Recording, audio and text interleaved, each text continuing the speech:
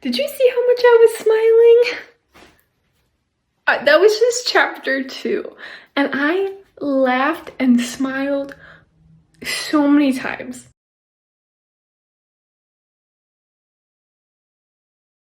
I don't know how to begin these things, but hi, my name is Julia, and welcome back. Welcome back, or welcome to my channel. It's an honor and a privilege to have you here listening to me rant about books.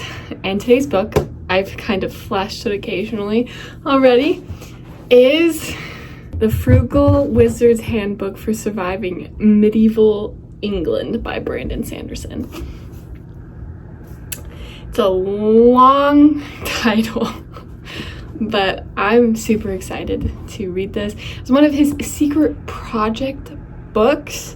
I am reading it way after the secret project and everything happened, and so I know a little bit about this book already because of just following fellow YouTubers and people who were participating in the fundraiser, that thing that Brandon was doing for these books and the secret projects. So I know a little bit about this one, and I was a little hesitant going into it and picking it up.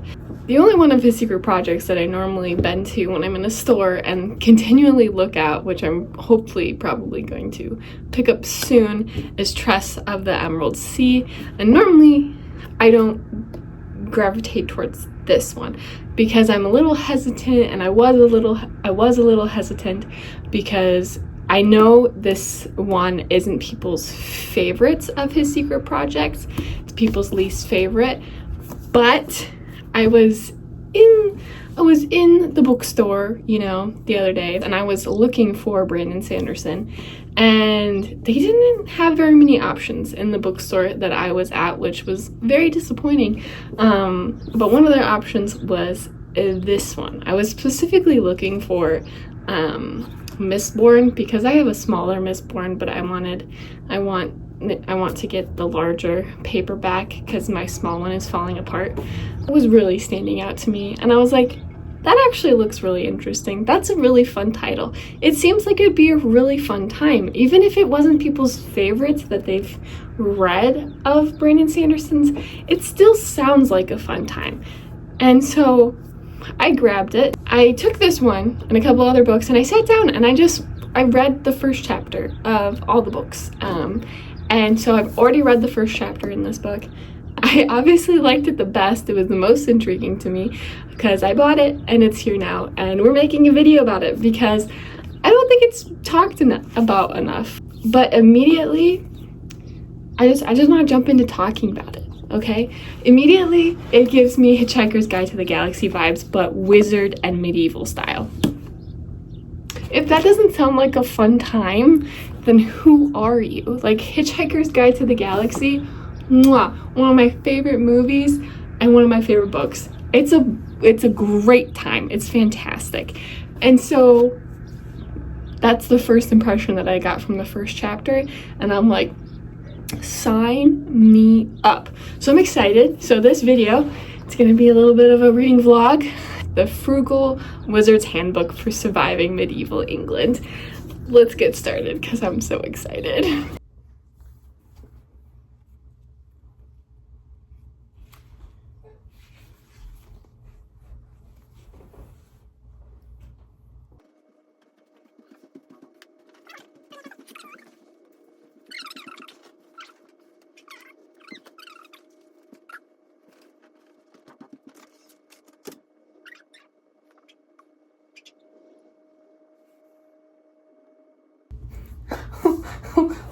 What? Listen to this, Mom. This is what this guy says. I patted the tree I was hiding behind. Thanks for the cover, I whispered. You're a good tree. Tall, thick, and most importantly, wooden. 4.5 stars. Would hide behind you again. Half a point off for the lack of refreshments, though.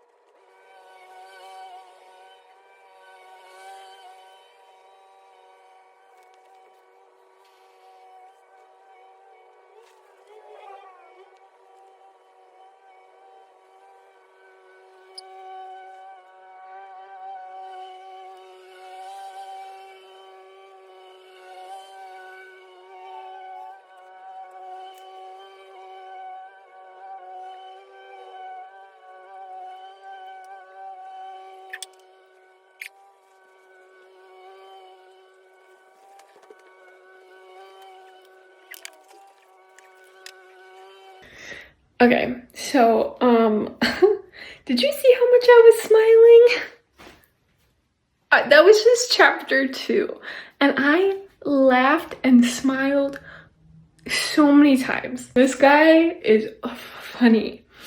Don't even know the main character's name yet. He doesn't even remember his name, but he's funny. And I'm enjoying this so far, only on chapter 2. Chapter 1 was also funny and made me laugh a lot. I keep wanting to just, like, I annotate my books sometimes, and I write in them, and I underline things that I like, and everything that I've been wanting to write down or underline are things that make me laugh. And I have put haha or smiley faces several times in the annotations of this book so far. And I'm only through chapter 2.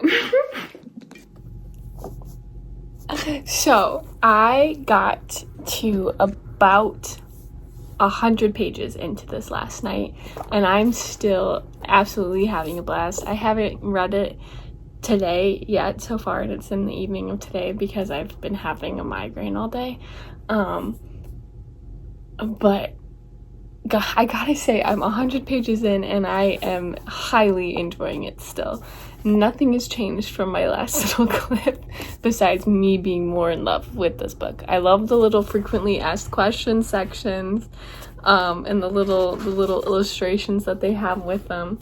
It literally has been so much fun. It's a little bit less Hitchhiker's Guide to the Galaxy vibes, but it's still there. The influence, I still feel the influence of it, and I'm having a blast. If you couldn't tell, the intrigue of the magic system that's been sprinkled in so far is like intense. I'm really wondering where Brandon is going with this, because that sounds fun.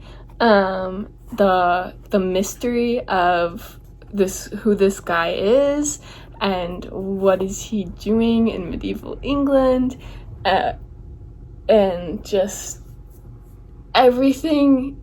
It's so high. I'm so like wanting to know what is going on, and another little plot thing happened, and they have to go like find this person and rescue them from the bad guys, and I'm like, yes, this is so much fun.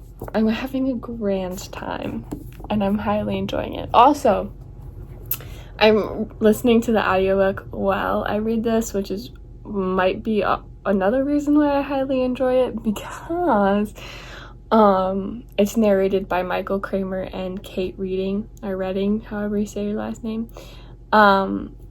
And they are the people who narrate the Wheel of Time books, and I listen to those audiobooks while I read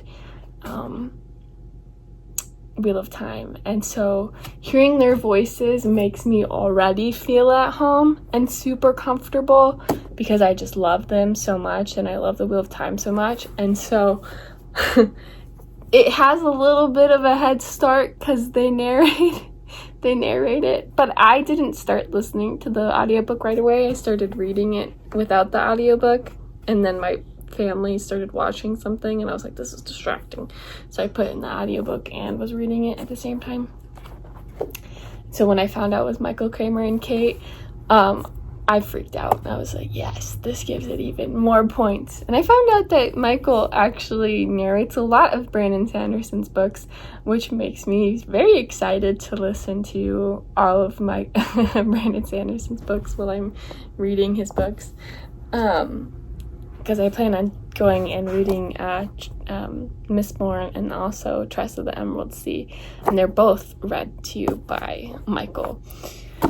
So anyway, that's a little nerd thing for me and makes my heart happy and has made me really enjoy this book so far.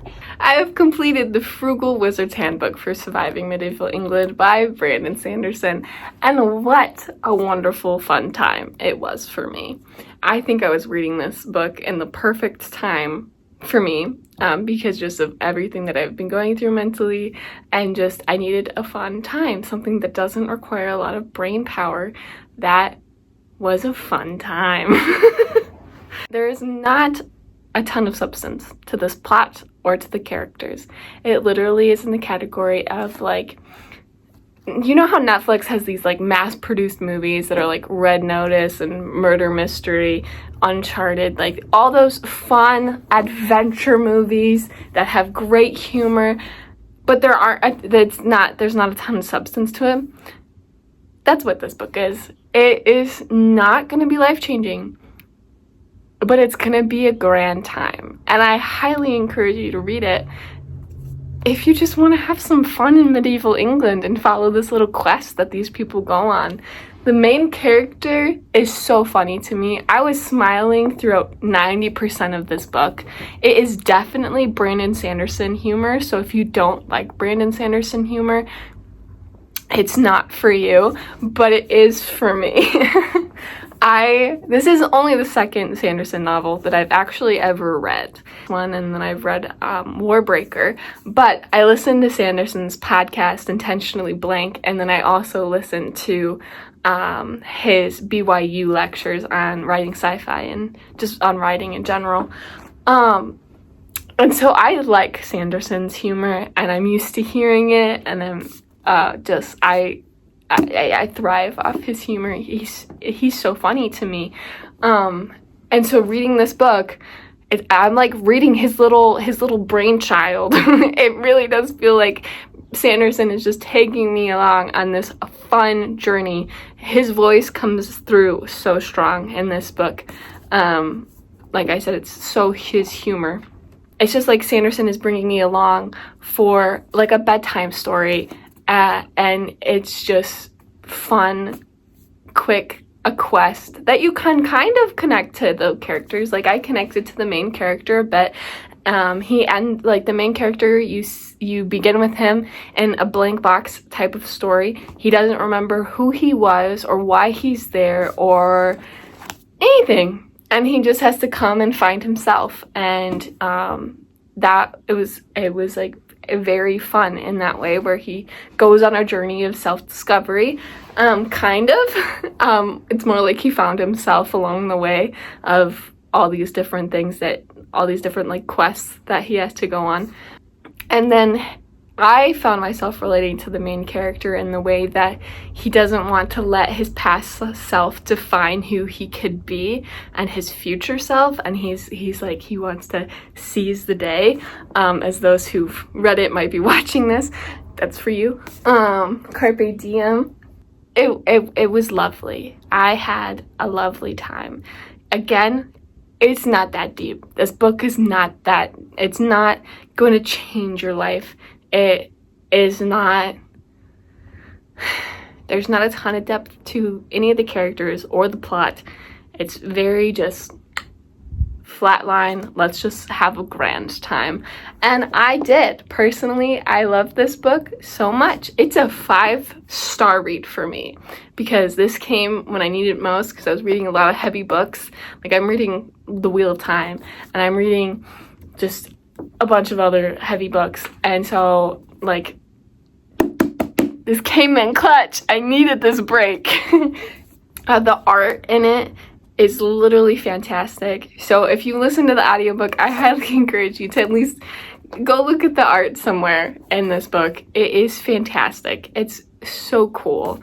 The little disclaimers that happened with the frequently asked questions had me laughing out loud so many times. My family kept looking at me like I was insane, because they were like, why do you keep laughing? And I'm like, because it's so much fun and I'm having a grand time. Like, I don't want this world to be over. I had a fun time, and it doesn't, like I said, it doesn't require a lot of brain power, so it was just a really quick read. It's only 364 pages, so you can get through it relatively quick, especially if you listen to the audiobook while you do it, and listen to the audiobook at 2 times the speed, which I do. So you get through it really fast, and it's just a grand time. There's not a lot I can say about it without really giving away the plot, but it's like there's like a found family, sort of. It's like I said, it's not really that deep, but also it is. I love it. It's so good. I'm so excited to read any more like This is only my second time reading any sort of like sci-fi comedy type book. So this really makes me want to pick up Discworld by Terry Pratchett and just have a grand time. That's all I could say. That's literally all I could say. I guess this video doesn't have much substance. And neither does this book. But it was a fun time.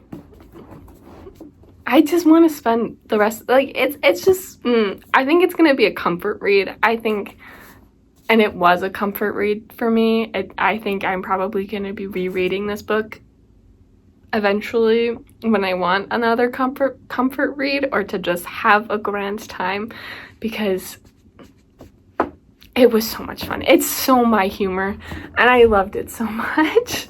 If you're looking to have a fun time, and for a book that doesn't require a lot of brain power, but you want it to be sci-fi, fantasy,